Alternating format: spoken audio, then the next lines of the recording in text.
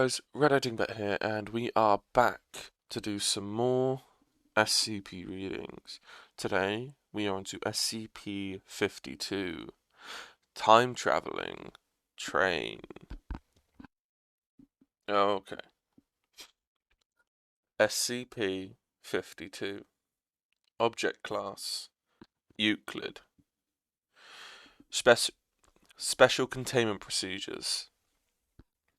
Although it is not possible to remove SCP-52 from the New York City subway system, its predictable behavior allows the Foundation to prevent the public from encountering it.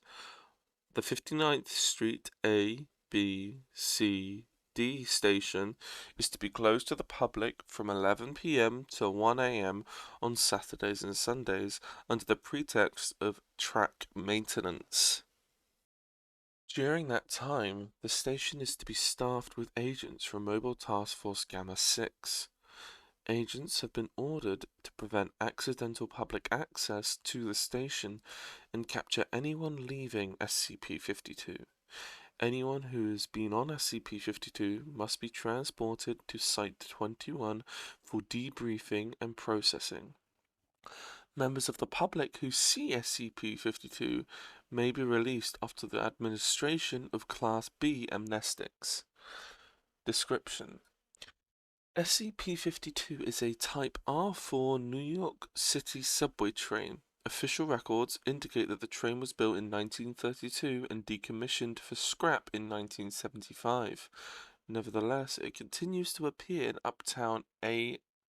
on the Uptown A/D track at the 59th Street and 8th Avenue at the 59th Street and 8th Avenue station at 11:57 p.m. every Saturday. The train is in perfect condition and labeled as an A train. SCP-52 appears at the designated time, opens its doors to accept/discharge passengers for approximately 5 minutes, then closes its doors and disappears. It does not appear to ever contain passengers, except those leaving the train during its appearance. The majority of subjects that have boarded SCP-52 have not been recovered. Passengers leaving SCP-52 claim to have boarded at various dates, from 1976 up to 2204. The latter claims he thought SCP-52 was a 300th anniversary special train. Subjects retain no knowledge of time on board. Addendum: passengers leaving SCP-52 must be brought to Site-21 and interrogated to determine their origin and possible threat to the current time stream. Generally, passengers from the past may be given Class A amnestics and reintegrated into society. Passengers from the future must be held indefinitely. See Order 69-1A from 05-9. Site-21 currently holds 26 recovered passengers. Despite our protocols to prevent public access, we are still receiving subjects from the future, although some are from alternate timelines. It is possible SCP-52 will begin to appear at another time/place, requiring expanded containment. Foundation has placed several subjects onto the train in an attempt to understand its activities when not visible. Test 52-1, May 31st, 2009. Agent Blank, placed on train. Not recovered as of present date. Test 2, June 6th, 2009. Agent Blank enters train. Not recovered, as he has apparently returned to 1980 and was killed in a confrontation with Redacted. Test 3. See notes on recovered passenger 52-4. After Test 52-3, O5 Command issued orders that no further agents should be risked as passengers on SCP-52. Consideration has been given to using Class D personnel in their place, but the risk of releasing them into the past is too great. Log of recovered passengers in Foundation custody. Passenger 52-1. Entered train July 14th, 2012. Recovered March 8th, 2008. Notes: an accountant on his way home from the theatre An accountant on the way home from the theatre when she entered the train, 52-1, has expressed surprise and dismay to have travelled back in time 4 years, but appears to be otherwise unchanged and unharmed. She has been determined to currently exist in this timeline and must be held indefinitely to prevent unwanted temporal effects. Passenger 52-2. Entered the train June 12th, 1976. Recovered March 15th, 2008. Note: subject entered the train when lost on the way to Studio 54. Although unharmed and not a temporal threat, 52-2 is being held by the examining psychiatrist. Believes 32 years is too long of a period over which to facilitate successful reintegration. Passenger 52-3. Entered the train December 6, 2014. Recovered June 20th, 2009. Notes: a tourist from Jacksonville, Florida. Subject 52-3 now speaks Albanian instead of English. Held due to O5 orders. Subjects from the future, as well as possible reintegration difficulties. Passenger 4. Entered the train June 13th, 2009. Rediscovered June 27th, 2009. Notes: Agent Blank from Test 52-3. Agent returned with his hands surgically removed and a note on his pocket with the message, "Send no more." Subject does not remember his experience on the train, but when subjected to hypnosis, revealed data expunged. Passenger 5. Agent Blank entered the train at an unknown future date, in violation of protocol. On July 11, 2009, the body of the subject was violently thrown from the train, landing 10 meters away. Upon examination, subject is found to have been data expunged. Whether security should be increased to prevent subjects from entering SCP-52 is under consideration. Passenger 52-6. Blank claims to be a Level 4 supervisor from the SCP Federation, who entered the train in December 2124.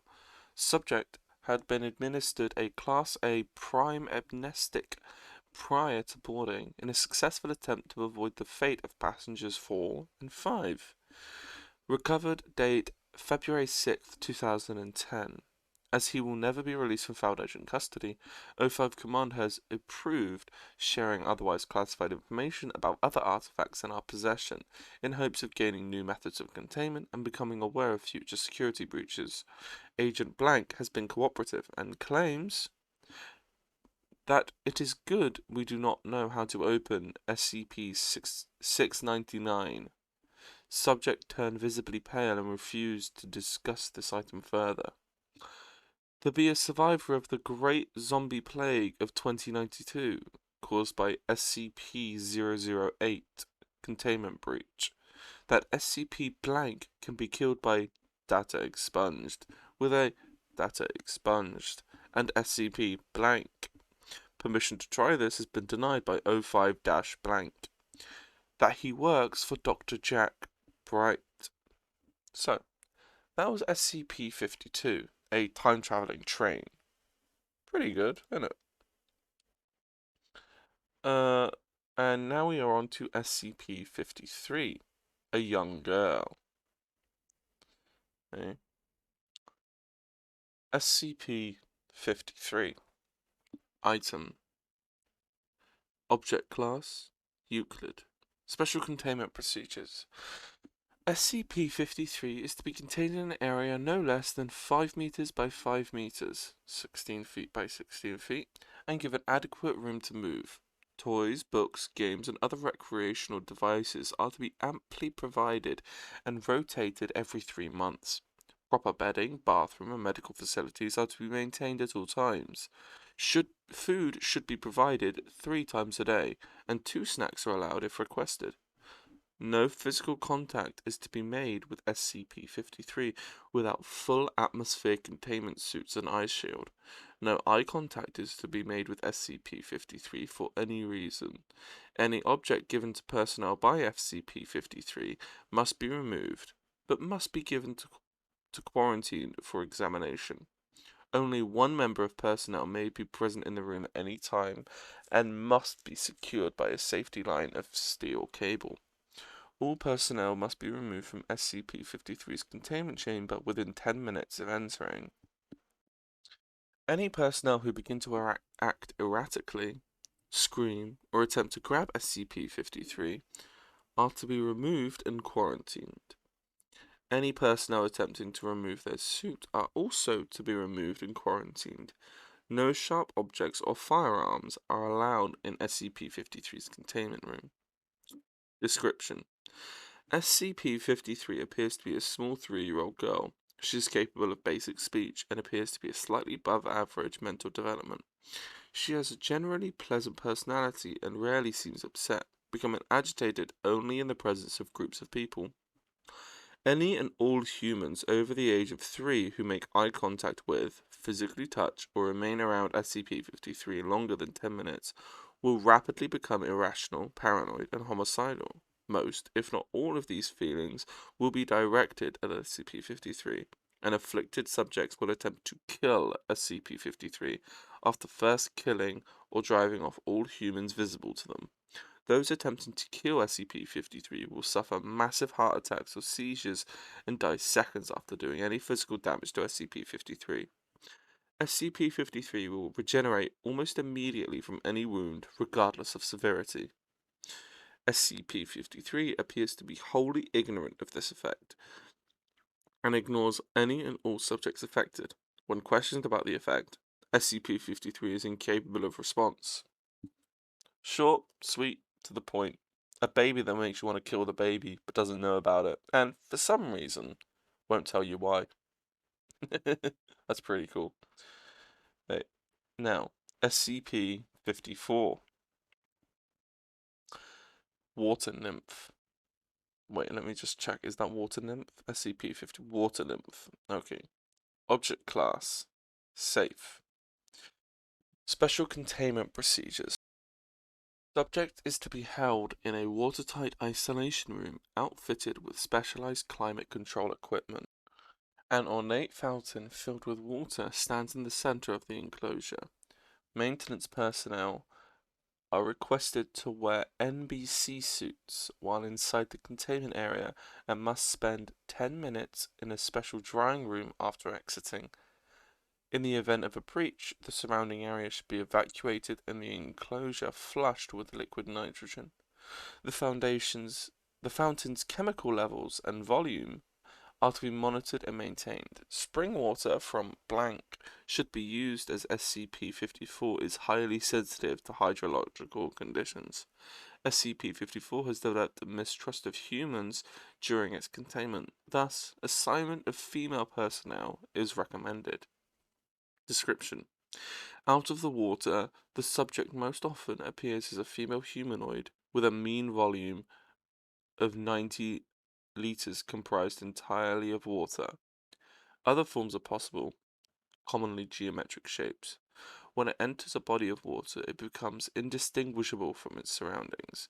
The subject must periodically return to a body of water in order to maintain its volume due to evaporation. Initially found in blank, it was moved to Site-08 for further study. Subject was initially curious about Foundation personnel and seemed to enjoy interacting with maintenance staff and researchers and mimicking their forms.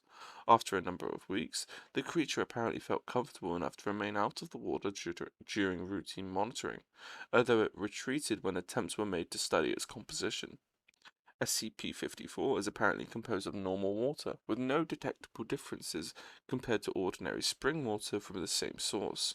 No thermal, electromagnetic, biological, or other phenomenon has ever been detected in its body, and would suggest how it animates. Water lost by SCP-54 to evaporation exhibits no special properties when condensed. Experiments with SCP-54 were halted following data expunged, 2 researchers injured. After this incident, Containment protocols were updated. Subject thereafter exhibited signs of mistrust and aggression around male personnel, which made up the majority of the original research staff. Subject reclassified to Euclid. Partial transcript. Audio Journal 54-A. Water loss experiment. Subject becomes withdrawn and inactive when denied access to water. Its compact shape is theorized to reduce the surface area exposed to evaporation. For the first few days, it moved eagerly to greet anyone entering its enclosure and behaved excitedly, possibly indicates an understanding by the subject that we control its access to water supplies. Subject ceased this behavior yesterday, presumably in recognition that no help was forthcoming. Temperature extremes testing. We got authorization to attempt sub-zero testing this morning. The subject became lethargic as the temperature fell and froze completely after blank. Spectroscopy of the ice crystals revealed no abnormalities. Ice chips were collected for study. This is in stark contrast to its behavior in 95-degree tests, when it becomes aggressive and attempt to escape its enclosure. We submitted a work order to combine the climate control equipment with the subject's standard enclosure, as it has begun to resist efforts of transport to its experimental chambers with increasingly desperate behavior. Memory and conditioning evaluation. Subject has proven unexpectedly adept at navigating complex mazes and solving puzzles. Dr. Seskill has finally overcome the problem of motivating the subject by the application of electroshocks and or cilia discants. He joked that we should have it trained to fetch in no time, and after observing his methods, I think he might be right. Note, subject to be allowed a 48-hour recuperation period. It seems to be lagging in its progress at the end of the week's experiment. Acid/base incorporation experiment. Last log entry. I'm starting with an O5M HCl solution. I have no idea what will happen, but if this thing incorporates homeostatic mechanisms, like I suspect, then we should get some insight into how it maintains the form. Temperature in the enclosure is to be lowered to 278 Kelvin to help control 54's increasingly erratic behavior. Addendum 54-B. After 5 years with no incidents, subject's rating has been downgraded to safe on recommendation of Dr. Blank. Experiments will resume under the auspices of Biology Unit E7. Caution should be exerted when interacting with subject. So that was SCP-54, and I think that's where we're going to leave it today, because next is SCP-55, which is another famous one. And I'm thinking about doing each one of the famous ones, or the ones that I personally really like. Each of them are going to be their own individual video, even if they're much shorter. And to be honest, I can't wait till we get to the reluctant dimension hopper. Anyway, thank you so much for listening. If you liked it, don't forget to like, comment, and subscribe, because why not? It's free. And anyway, I'll see you guys in the next episode. Until then, bye.